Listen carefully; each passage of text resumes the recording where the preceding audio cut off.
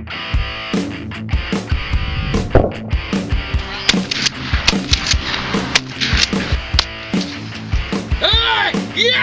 Go! Go! Yeah! Oh!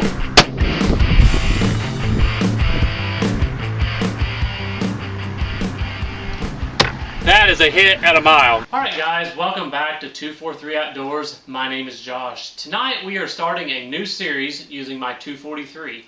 Recently, Sierra has introduced a new bullet to the market called the Gamechanger.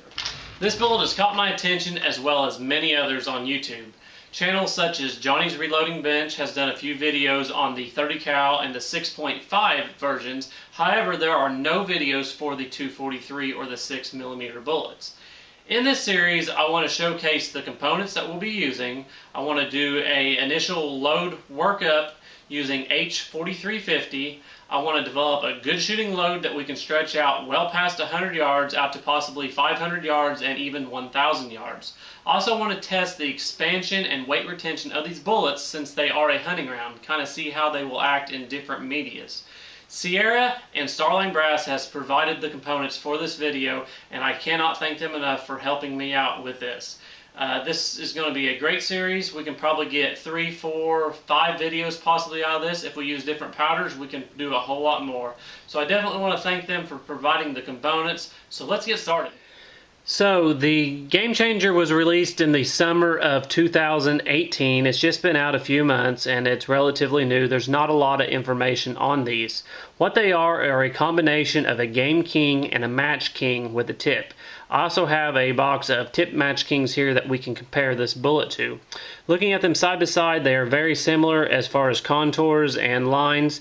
The tipped Match King is about 17 thousandths longer and also weighs 5 grains more, coming at 95 grains. The ballistic coefficient on the Gamechanger is 0.490 when it's loaded over 2,700 feet per second, and I don't see that being a problem. I plan on pushing these well over 3,000 feet per second. The base to ogive measurement compared to the two is about 20 thousandths shorter than the tip Match King, and the only other difference that I see is the flat base.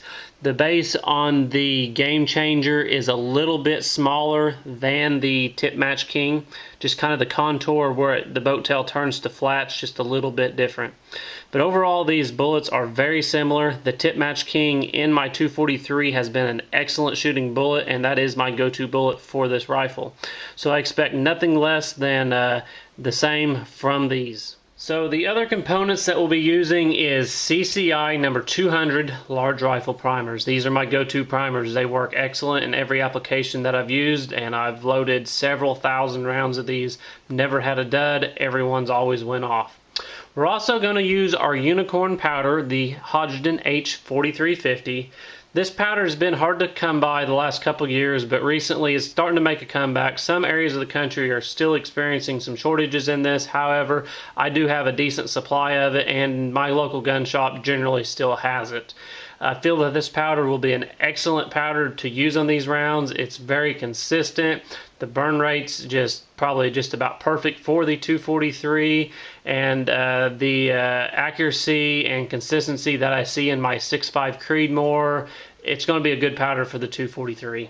The next component I want to talk about is the brass. Starline Brass has provided us a bunch of brass for the 243. This is my really first experience using their brass in rifle configuration. I have loaded a little bit in pistols, mainly in the 500 Smith & Wesson. My initial reaction to this brass, it is excellent brass out of the box. I was very impressed with it. The overall quality is there. This is a bulk pack that I received. There were no dents, there were no dings. Measuring the brass out, everyone was within spec. All the brass measured 2.038 or 39, right in the middle of the 2.035 to 45 range it should be in. I did not even have to deburr the flash holes on these. I ran my tool in it and there's really nothing there. And that is amazing. I went ahead and run these all through the resizing die to make sure the mouths were round. I used my Lee quick trim that has the chamfer and deburr, and I actually just took 1,000th or 2 off of the brass. new brass kind of has a rough edge on it, and that just squared the edge up, gave it a good chamfer and deburr, and this brass is ready to go. This is the best and easiest brass I've ever prepped, bar none. I am highly impressed with it, and I expect very good results with this brass. The last thing we need to talk about tonight is the rifle that we'll be using. This is my Savage Model 12. I believe it's actually a 12 FV because it's got the heavy barrel. I've never actually known what exact model, but that is what it is. This is a middle 2000s era rifle, probably purchased around 2005, 2006. I picked this rifle up used and traded for it. I don't know how many rounds it had through it when I got it, but it was a used rifle, and I have put well in excess of over 1,000 rounds through this rifle. This rifle is an excellent shooting rifle. The 95 Sierra Tip Match Kings, it shoots half MOA just about all day long. I've shot numerous 2.5-inch groups at 500 yards using that. So I think it's a good candidate for this test. 26-inch 1 9¼ twist. We have a Evolution Gunworks 20 MOA base on it with a primary arms 4-14 by 44 first focal plane scope. Excellent clarity with the scope. Tracking is so-so.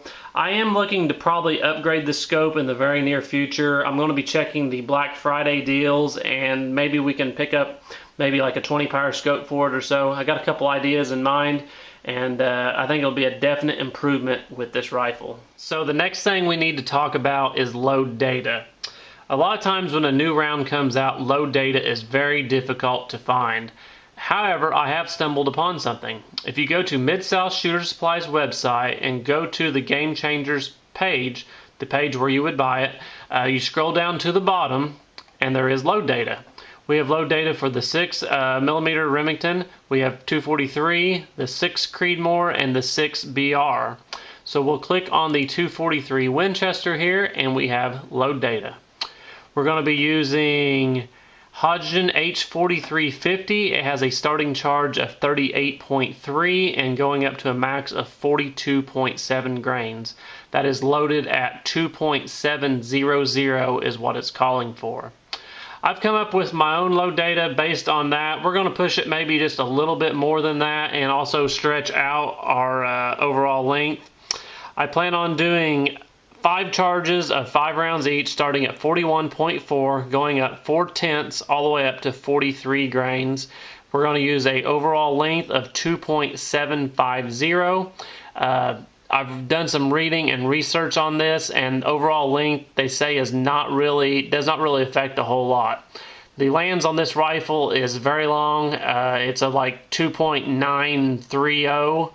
So we're going to be nowhere near touching the lands. However, about this 2.750 I think is a good place to start with. So we are ready to start loading our rounds. We're going to start tonight by priming our brass. Like I said, we'll be using the CCI large rifle primers, number 200, and we're going to be using my Lee little hand primer. I really used to never use this much, and recently I find myself using it more and more. It's just a little more convenient than loading off the press or priming off the press. Sometimes this handle's a little difficult, and I generally prime with the palm here of my thumb, and it works pretty good. So let's load up our hopper here and get to priming.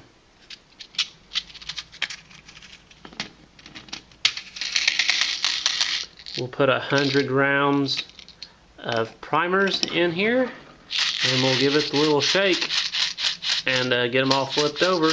There we go. Put our cover back on and get them going. We'll go ahead and squeeze it once and get a primer into position, and we will start priming our brass.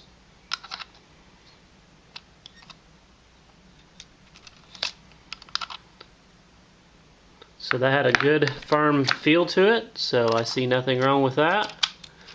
And we'll go ahead and prime all 100 rounds while we're here. I'll do a few on camera, and then we'll cut, and then we'll come back.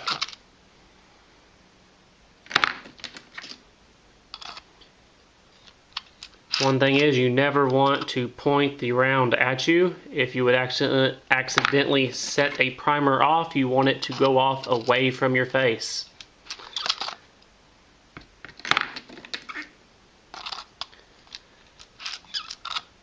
So I'll go ahead and cut here and finish these up, and then we will go on. So we've got our 100 rounds of brass primed, and I've got 25 rounds loaded up into our little loading tray. So let's get this out of the way. So next we have our H4350 loaded up in our Lee Perfect powder measure. This is the powder measure that comes with the kit, and I still use it. It seems to work pretty good. I've got it adjusted where it is throwing about 41.0 grains, and then we will trickle up using our little trickler. We will be using the HomGeek or Wowway, whatever you want to call it, scale. This is a cheap little Amazon scale that can be found for between $15 and $20. And I would say it is the official scale of the Reloaders Network. More people use this scale, and it is an excellent scale. All the success that I've had shooting over the past year has been by using this scale. I trust it, it's accurate, it's very consistent, and if you're looking for a scale, you might want to check this one out. They're very cheap, and I have zero complaints with it. So we got our scale on. We're going to put our little pan on here. This pan weighs 101.3, so that's kind of a little check weight. When you put it on, we'll go ahead and tear it out to 0. We'll go over to our powder measure. I always use a separate dedicated case to measure my powder in. That way I don't have to worry about granulars of powder getting stuck in the case that I am loading, and then when I dump it out, I'm not getting an accurate measurement. This eliminates that. So let's go over to our powder measure. We'll raise it up and we'll drop it back down. We will dump it here in our little pan, and we are at 40.9 grains. I haven't trickled nothing yet, so let's get our trickler primed up.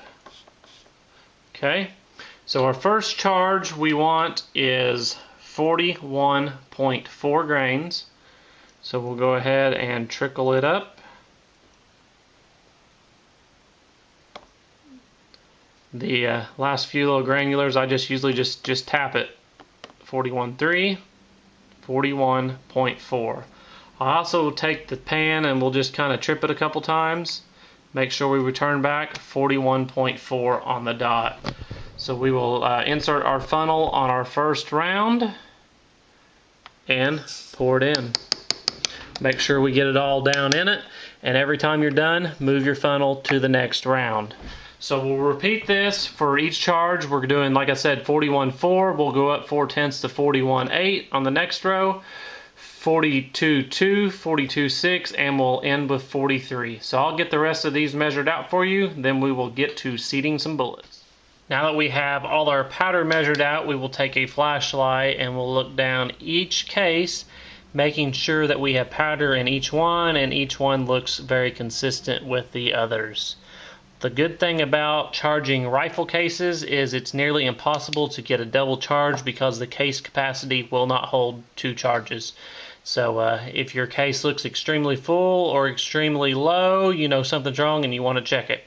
Everything looks good, so let's get to seating some bullets. So I use the Lee dies, and I use their quick change bushings. This makes setting up dies so easy. You just set them up once, then insert it and line it up, and you're ready to go. Very handy. So according to our load data card, we are going to be loading these to 2.750 at an overall length. So we're going to make sure our die's kind of backed out a little bit, and we'll start seating some. We'll be using a number 2 shell holder.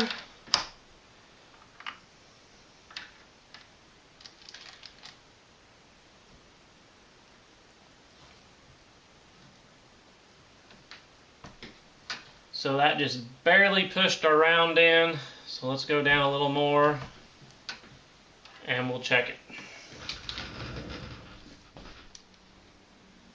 Let's see if I can get it on camera for you guys.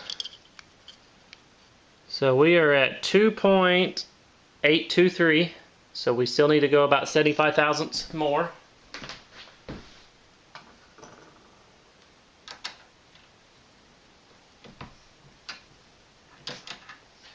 Pull it out and we'll check it again. We're at 2.786, so we just need to go a little bit more.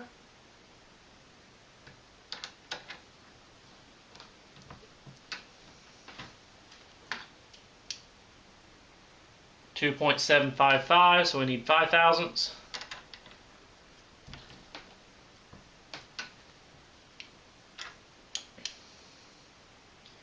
And we got 2.748.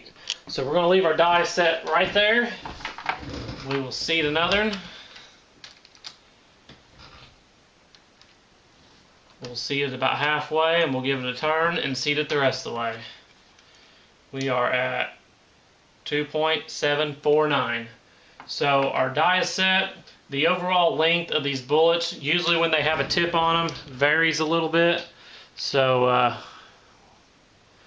we get 2.168, 2.167. So they're going to vary a little bit. But the one thing about it is, if you leave your die set, the the stem inside touches the bullet exactly the same, and it's pushing it in the exact same distance. We could get our bullet comparator to get a measurement off the ogive, but that's not really necessary. So we're going to see all our rounds with this setting, and the good thing about this bushing thing is we can leave our die set up, pull it out, and when we need to load some more, it'll already be set. So let's get to seating some more bullets.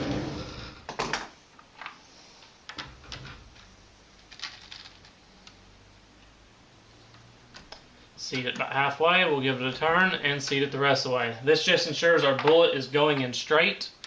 We don't have a concentricity gauge, but this pretty much ensures that it goes pretty straight.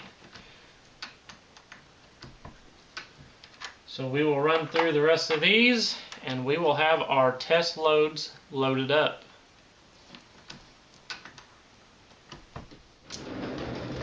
So we have our last round loaded. If you want to, you can actually take each round and shake it to verify that you have powder in it.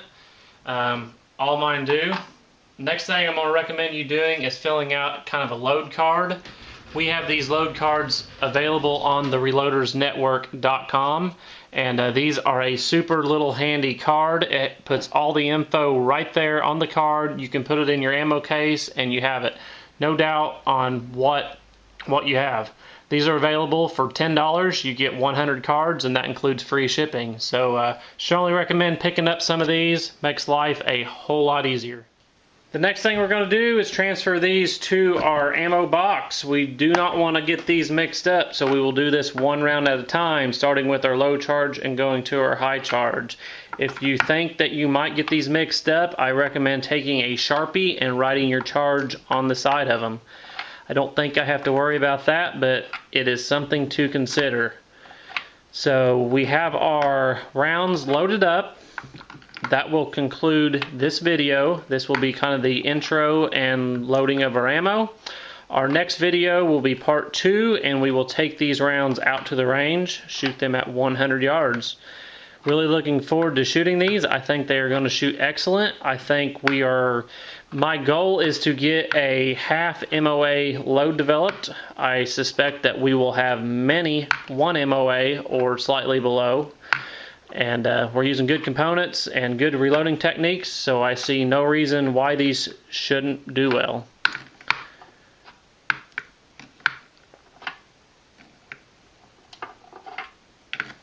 We'll take our load data card and we'll toss it in here and close it up. So this concludes our first video on our 90 grain Gamechangers by Sierra loaded in Starline Brass. I definitely want to thank Starline Brass and Sierra for providing the bullets and the brass for this project. It is a great help when people step up like that and have faith in smaller channels like me to put out the word of their products. So everything so far has went excellent. The next video, like I said, we'll be shooting these. I really think there's going to be some interest in these rounds. I know a lot of you guys hunt with 243. I live in Illinois, and the only rifle hunting that we can do is predator hunting, coyotes and etc. like that. I know Preacher's Day Off, I know you hunt with the 243. Loads of Bacon has a 243. So these Gamechangers might be something you guys are looking into. So that's going to wrap up today's video. Like I said, thank you to Starline and Sierra for the components. And until next time, we'll see you later.